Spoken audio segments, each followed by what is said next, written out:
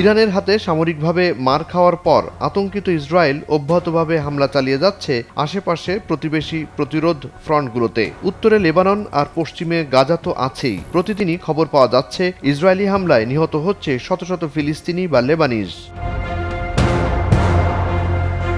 শুধু গাজা বা লেবানন নয়, ফিলিস্তিনের পূর্ব তীরেও নতুন করে হামলা চালাচ্ছে ইসরায়েল। গেল ২৭ জুন শুক্রবার রামাল্লার উত্তর পূর্বে ইয়াব্রুদ গ্রামে ইসরায়েলি বসতি স্থাপনকারীরা আগুন দিয়ে জ্বালিয়ে দেয় ফিলিস্তিনি কৃষিজমি।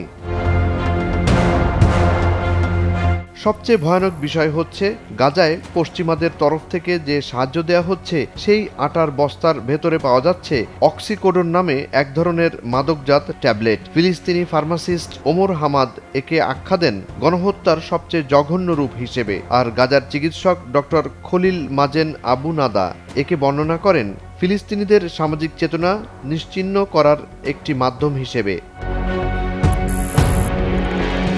এত কিছুর পরও দখলদারদের বিরুদ্ধে সংগ্রাম চালিয়ে যাচ্ছে নিপীড়িত ফিলিস্তিনিরা। ২৮ জুন শুক্রবার সামাজিক মাধ্যমে ছড়িয়ে পড়া ভিডিওতে দেখা যায় গাজা শহরের সুজাইয়া পাড়ার পূর্বে আল মুনতার পাহাড়ি এলাকার আশেপাশে ফিলিস্তিনি প্রতিরোধ বাহিনী ইসরায়েলি সামরিক অবস্থানগুলোতে লক্ষ্য করে হামলা চালাচ্ছে।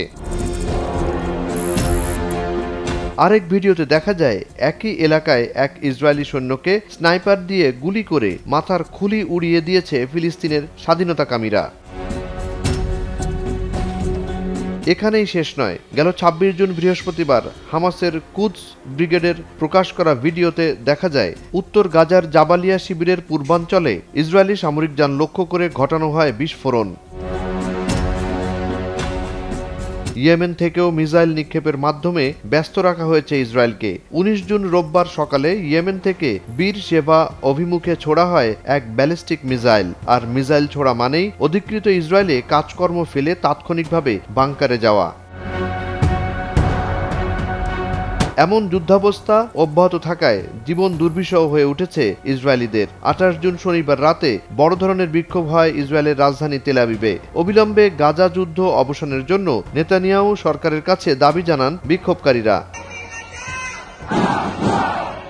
এদিকে লেবাননের হিজবুল্লাহ প্রধান নাইম কাসেম ইসরায়েলকে হুমকি দিয়ে বলেন, লেবাননে ইসরায়েলের আক্রমণ অব্যাহত থাকলে হিজবুল্লাহ অস্ত্র ছেড়ে দেবে না। অন্যদিকে ইসরায়েলকে হুঁশিয়ার করে ইরান বলেছে, আবার হাত দিলে এবার আরও জোরে থাপ্পড় খাবে। ইরানের সশস্ত্র বাহিনী প্রধান মেজর জেনারেল আব্দুর রহিম মৌসাভি বলেন, আমরা যুদ্ধ শুরু করিনি, কিন্তু আগ্রাসনের জবাব দিয়েছি সর্বশক্তি দিয়ে। শত্রু যুদ্ধবিরতির প্রতিশ্রুতি রক্ষা করবে এ বিষয়ে আমাদের গভীর সন্দেহ রয়েছে। তাই যদি তারা আবারও আগ্রাসন চালায়, আমরা প্রস্তুত আছি পাল্টা জবাব দিতে, এবং সেটা হবে আরও শক্তিশালী। জুনায়েদ আলী সাকি, বৈশাখী সংবাদ।